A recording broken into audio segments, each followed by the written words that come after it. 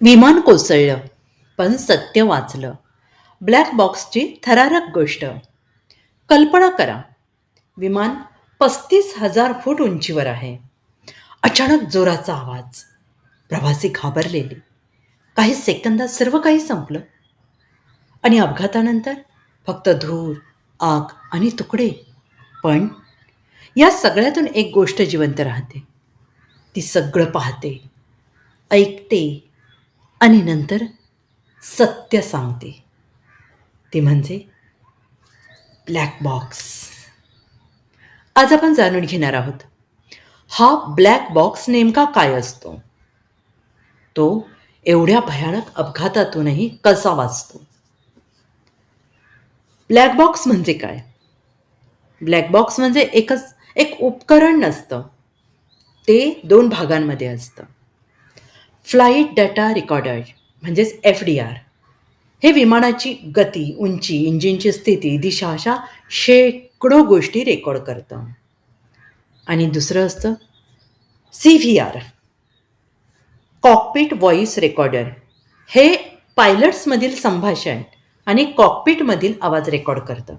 म्हणजे अपघाताच्या आधीच्या प्रत्येक सेकंदाची माहिती त्यात साठलेली असते. तो काळा नसतो. आश्चर्य म्हणजे ब्लॅक बॉक्स काळा नसतो. तो चमकदार नारिंगी रंगाचा असतो.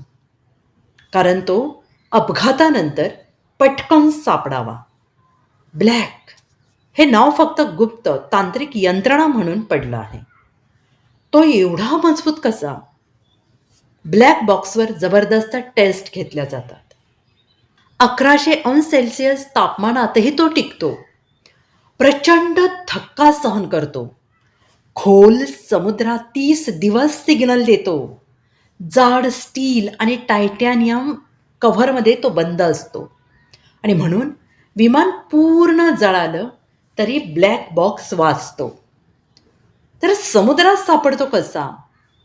जर विमान समुद्रात कोसळलं तर ब्लॅक बॉक्समध्ये एक अंडर वॉटर लोकेटर बिकॉन असतं.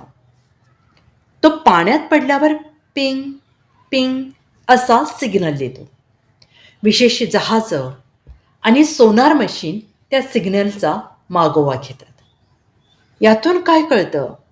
ब्लॅक बॉक्समधून तपास अधिकाऱ्यांना कळतं की अपघात कसा झाला, पायलटची शेवटची चर्चा, इंजिनमध्ये बिघाड होता का, हवामानाची परिस्थिती काय होती.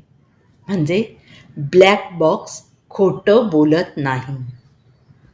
विमान कोसळलं तरी सत्य कोसळत नाही.